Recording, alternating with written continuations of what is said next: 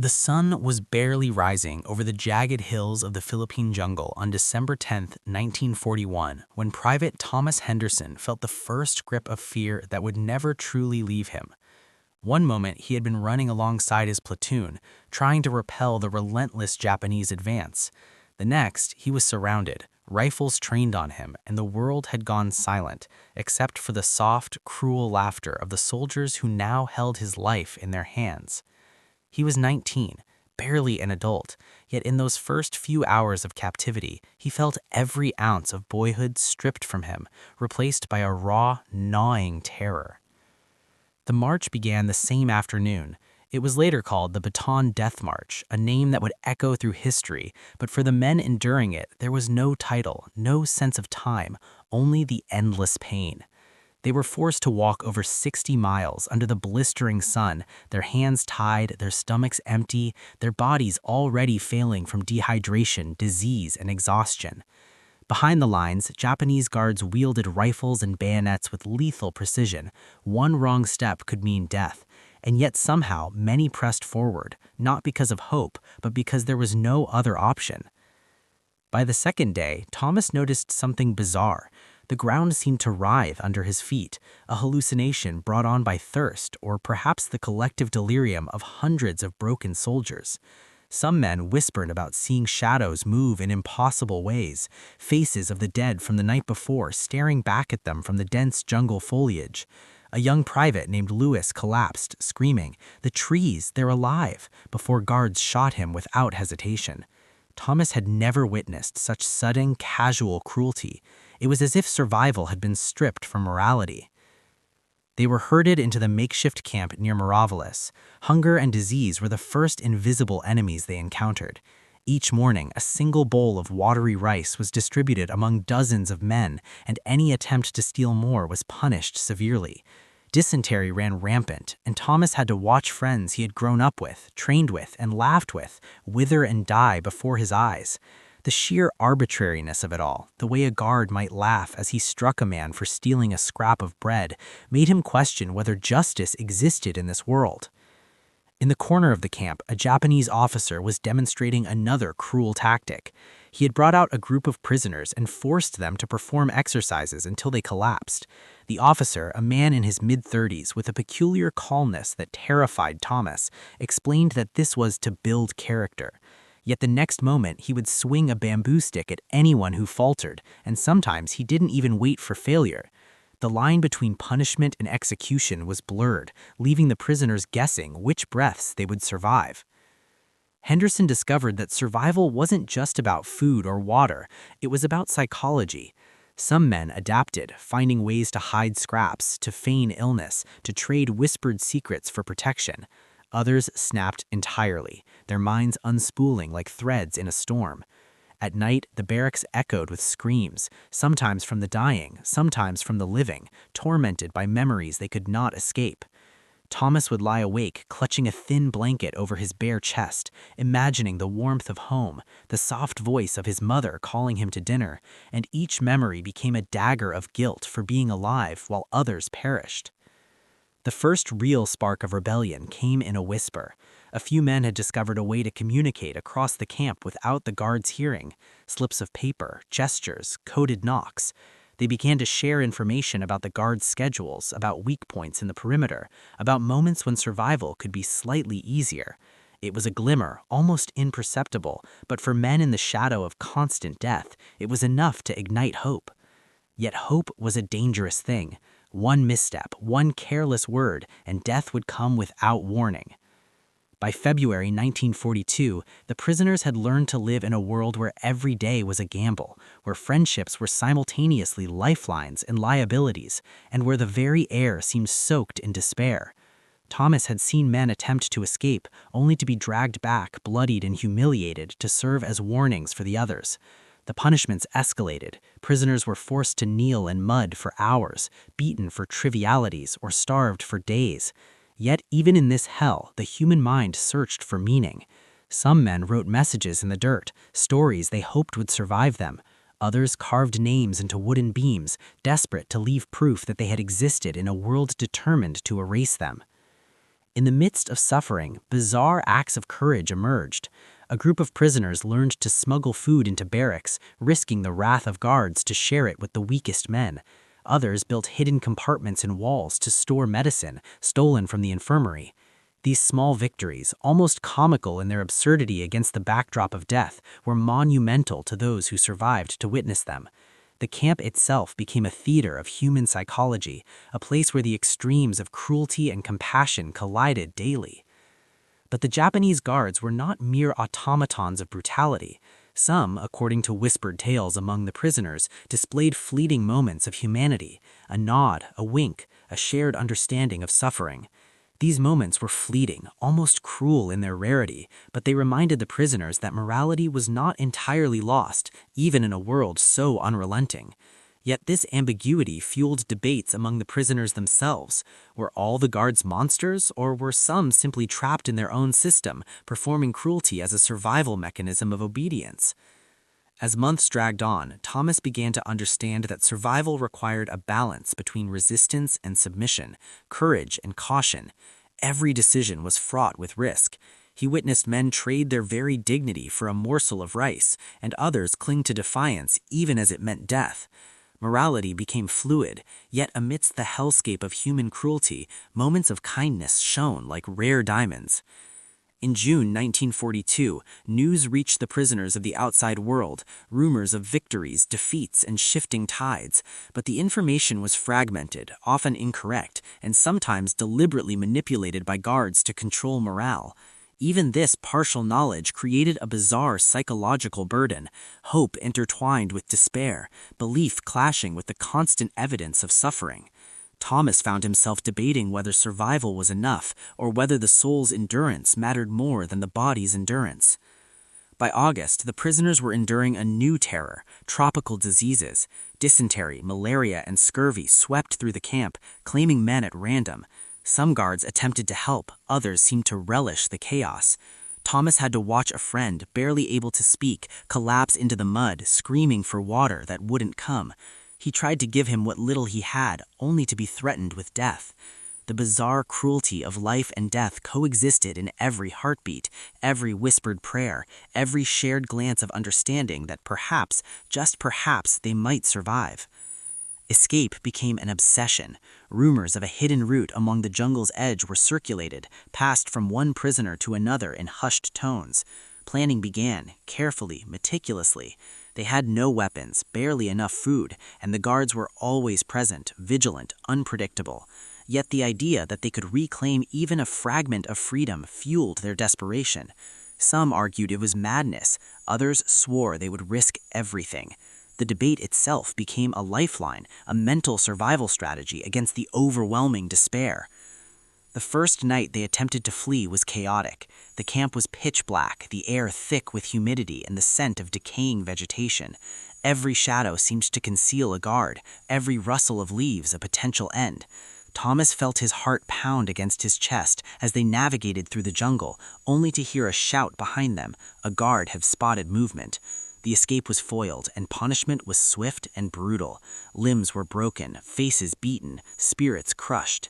And yet Thomas could not extinguish the spark of defiance. Survival demanded it. By the end of the first year, the men were a shadow of their former selves. Bones protruded through skin, hair fell out in clumps, and the constant fear etched deep lines into their faces. But what remained, their humanity, their camaraderie, their moral debates, was unbroken. Even in the midst of unspeakable horror, they argued about the nature of justice, the morality of survival, and whether it was better to cling to life at any cost or to maintain a sense of self-worth, even if it meant death.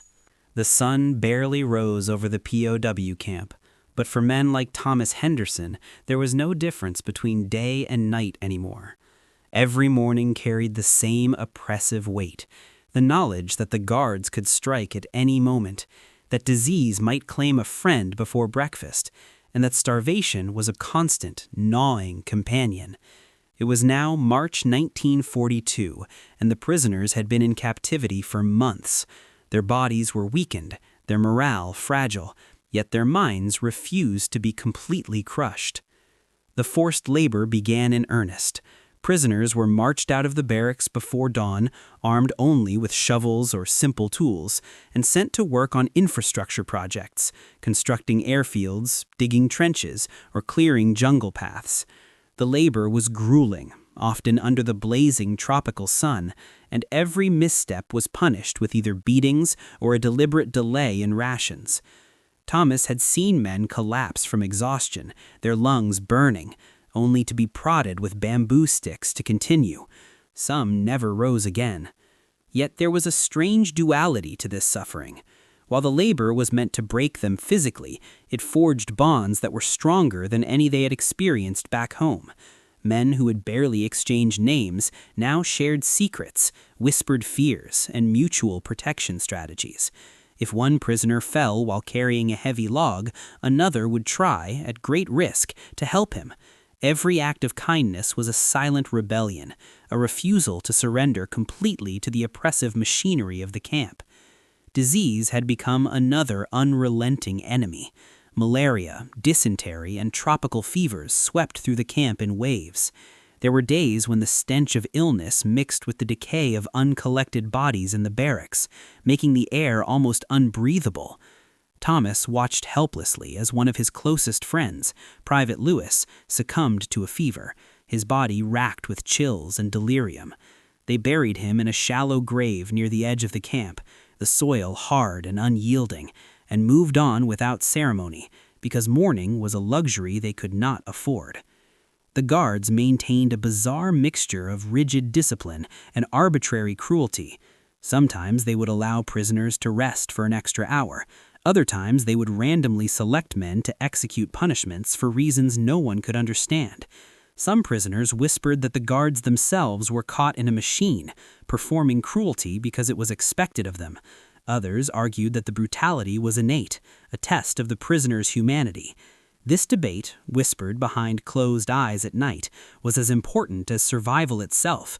It was a fight to retain the soul when the body had already been claimed by suffering. By mid-1942, the first escape attempts began to circulate through the camp. These were not bold, cinematic escapes. They were desperate, quiet experiments in survival. A handful of men tried to slip through the jungle at night, guided by whispered advice and crude maps. Some succeeded for a few miles, only to be recaptured, beaten, and returned. Yet each attempt sparked discussions among the prisoners. Was it better to risk death for the slim chance of freedom, or to endure captivity and survive, even at the cost of one's dignity? These debates lasted long into the humid nights, shaping strategies and alliances. Rationing was another battlefield. Men were given minimal food, barely enough to sustain life, often consisting of watery rice or small portions of boiled greens. Any attempt to smuggle or steal extra rations risked severe punishment. Yet ingenious methods emerged. Men would hide rice in the folds of their clothing, or exchange labor with guards for small scraps. These acts of cleverness became a symbol of resistance, small victories that bolstered morale amidst overwhelming despair. Psychological warfare was constant. Guards would spread rumors about pending executions, approaching battles, or shifting tides of war. Information, or the lack of it, became a weapon. Some prisoners would clutch to any scrap of news from the outside world, desperately piecing together whether the Allies were winning or losing. Misinterpretation was fatal, not only to morale, but sometimes to life itself, as panic could lead to mistakes or harsh reprisals. By late 1942, Thomas noticed a strange phenomenon among the prisoners, the emergence of leaders, men who were neither the strongest nor the smartest, but the ones who could inspire hope. They organized work details, ensured that the weakest received food, and devised escape strategies. Their existence sparked debates among the men. Some believed these leaders were vital, lifelines of morality and sanity. Others whispered that relying on them was dangerous, that they might make choices leading to the death of all. Even within suffering, the human mind sought order and debate. The jungle became both ally and enemy. It concealed hidden paths and offered rare fruits or water, but it also teemed with snakes, leeches, and unseen perils. Prisoners learned to read subtle signs, bird calls, broken branches, footprints of larger animals. Survival was no longer simply following orders or avoiding guards. It became a study of nature itself, a test of ingenuity and courage. Men who could once barely manage a compass now became expert trackers, reading every shadow, every whisper of wind. Winter brought a new horror. While the tropics never truly grow cold, nights brought chills and relentless rain. Men shivered in thin blankets, their wet clothes clinging to skin and breeding illness. Rationed wood fire meant that warmth was a daily calculation. Do you burn it to cook the rice or to survive the night? Each choice carried consequences. Some argued endlessly about strategy, debating morality versus practicality. Survival was tactical, ethical, and deeply personal. By end 1943, whispers of liberation began to circulate through the camp. Joe's skepticism ran deep.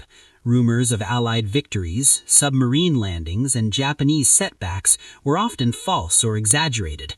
Yet even the faintest glimmer of hope had power. Men who had been crushed into near-complete submission now spoke of life beyond the camp. They began to plan meticulously, mapping out the jungle, observing guard rotations, and waiting for the precise moment to act. The combination of human ingenuity and desperation became almost palpable. Disease, brutality, and starvation continued to claim lives, but small acts of resistance persisted. Prisoners carved messages into walls, shared secret medicines, and even constructed hidden water systems. The camp, in its own grim way, became a microcosm of human perseverance. Men fighting not just for life, but for meaning, morality, and the possibility of freedom. By the end of 1943, it was clear survival was no longer just physical. Every decision, every alliance, every whisper of hope was a battle for the mind. Men argued fiercely over ethics, the value of life, and the nature of courage. Should they risk everything for a single chance at escape? Should they endure the daily cruelty, preserving their life at the cost of dignity? These debates became survival strategies, shaping their chances of living another day, another week, another month. The whispers of escape grew louder. Secret tunnels were dug, maps passed hand to hand, and guards' routines memorized with obsessive precision. Thomas, now hardened by months of suffering, debated endlessly with his companions. Could they trust each other? Would any plan survive the chaos of discovery? And yet they pressed on, driven by an instinct older than training, the desire to be free, to reclaim a sense of humanity stolen by months of relentless cruelty. The dawn of 1944 brought a subtle shift in the camp's atmosphere, though nothing had physically changed. The guards remained as cruel, rations as meager, and diseases as relentless as ever. Yet, for the prisoners, something inside had hardened into resolve. Thomas Henderson could feel it in the hushed conversations at night, in the furtive glances exchanged as men scouted the perimeter for weaknesses, and in the whispers of an escape plan that had matured over months of careful observation. It began with small, calculated risks. A few men would slip beyond the barracks for longer than permitted, testing guard patrol patterns and noting vulnerabilities. Each venture carried tremendous danger. Discovery meant torture, imprisonment in isolation cells, or even execution. But the stakes, freedom, were worth it. The very act of planning became an assertion of humanity against the relentless machinery of war. For the men, survival alone was no longer enough. They needed agency, the ability to reclaim control, even if only for fleeting moments. In the dense jungle surrounding the camp, natural camouflage became their ally. Men learned to move silently, using shadows and foliage to hide from the guards' sharp eyes. Some nights, Thomas and a small group would gather to practice mock runs along the edge of the camp, testing timing, distance, and communication. Every slip of a foot or rustle of leaves felt amplified, as though the forest itself conspired against them.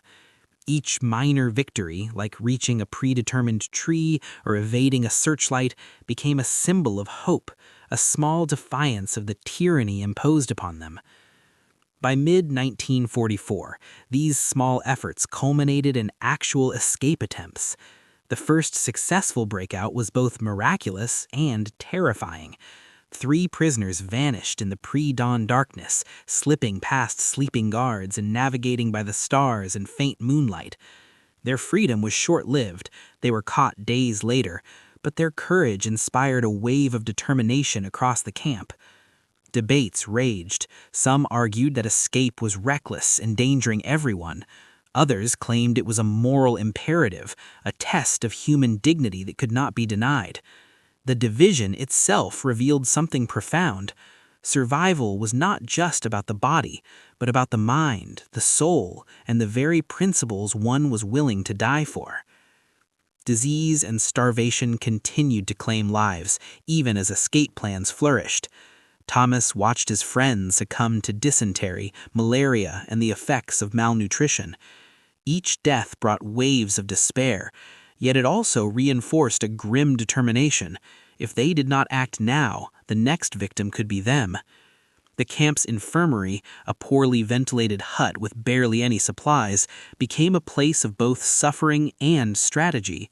Men huddled near fevers and infections, listening for guard movements, sharing survival tips, and passing messages of hope. Even amidst agony, human ingenuity persisted.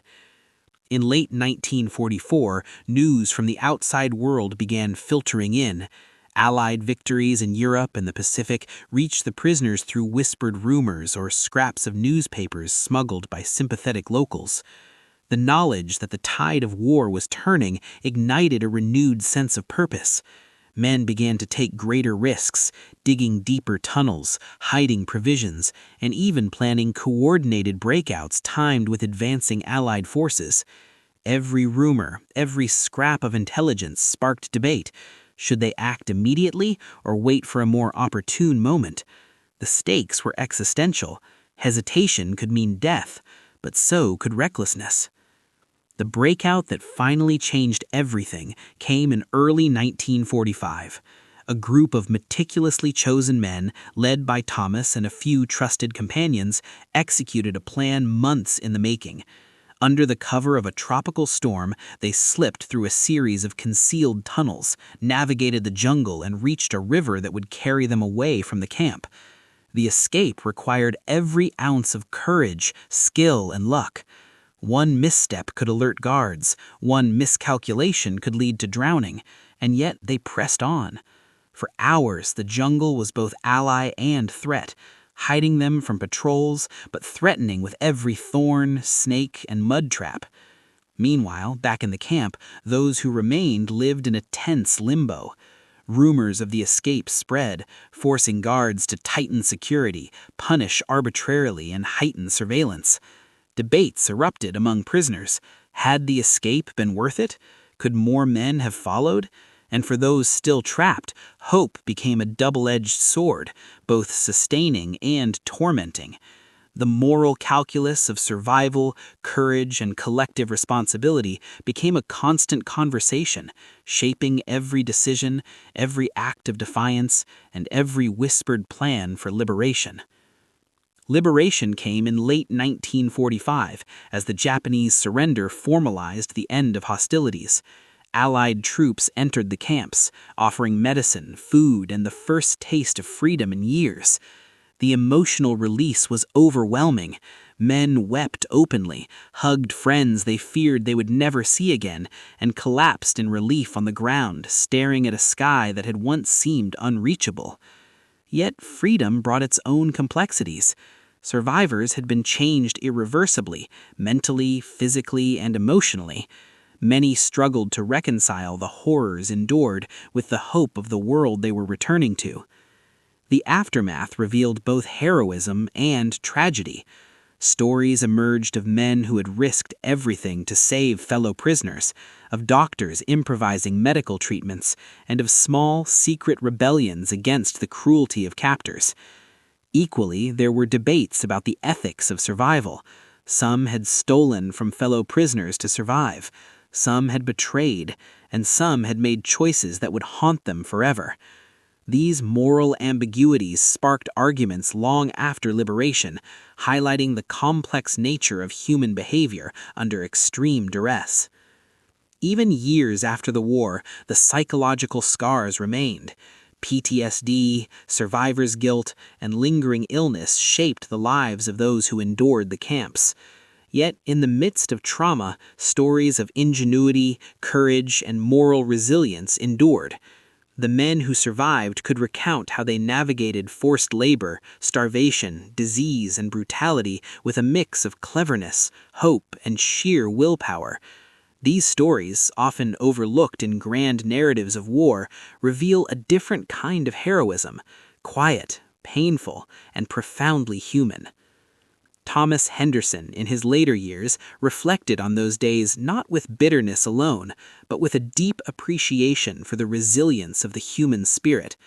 He spoke of small victories, the stolen rice, the whispered plans, the quiet solidarity in the darkest nights.